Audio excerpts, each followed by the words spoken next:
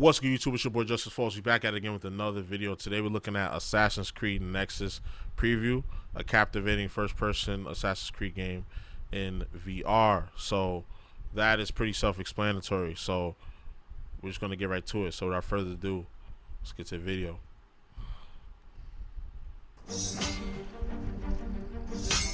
I'll admit, I entered my hands-on demo with Assassin's Creed Nexus with a bit of pessimism. Could Assassin's Creed work as a first-person VR game? And then I found myself repeatedly answering that key question with yes for an entire hour. Not only does Assassin's Creed Nexus seem to be a full-featured Assassin's Creed game that incorporates stealth, combat, and parkour, but from what I played so far, each of those pieces works surprisingly well and comes together to capture the entire assassin fantasy with shocking efficacy. I brought a lot of skepticism onto that demo floor, but by the time I left it, I was grinning ear to ear.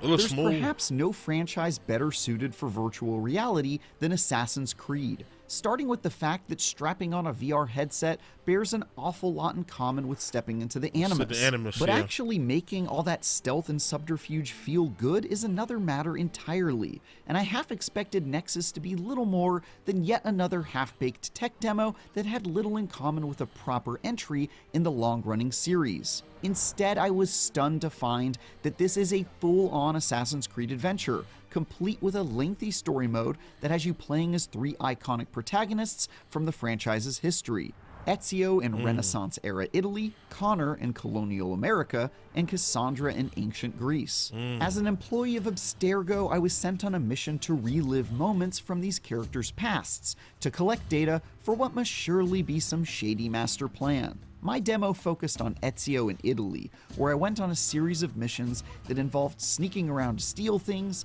tailing unscrupulous sorts, running along walls and across rooftops to get from place to place, and when all else failed, running fools through with the pointy end of my blade.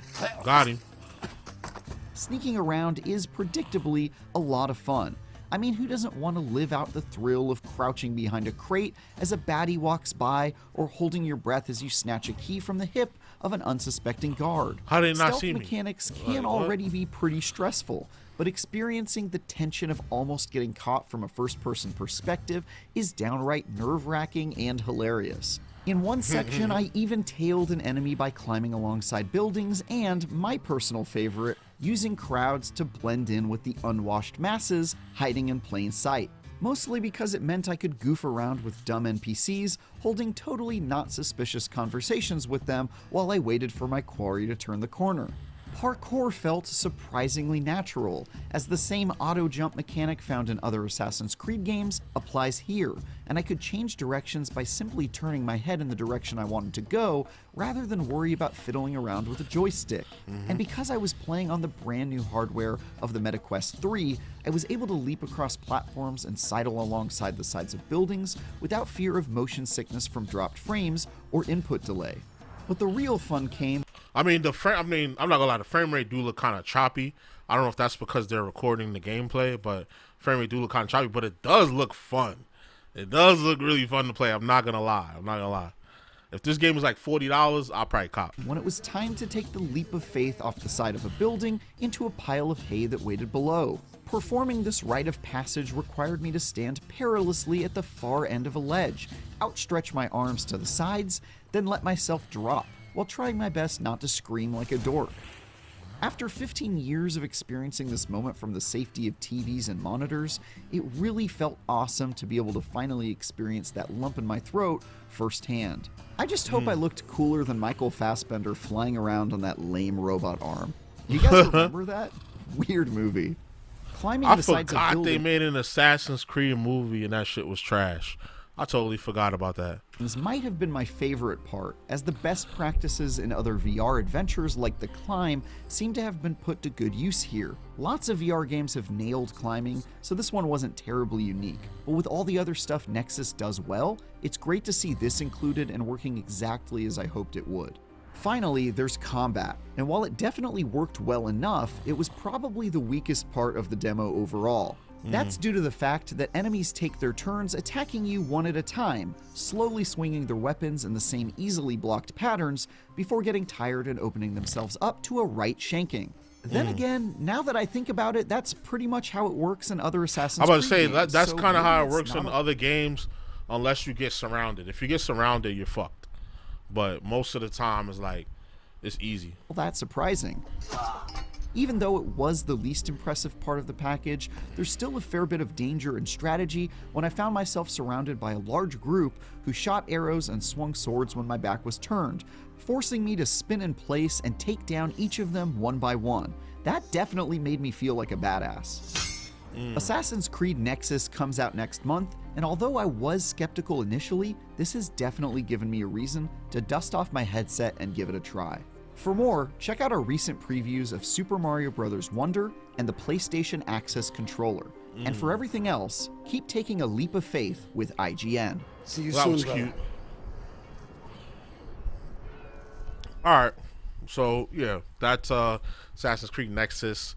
So you're going through, you're an Abstergo employee. You're going through different events from different Assassin's Creed games.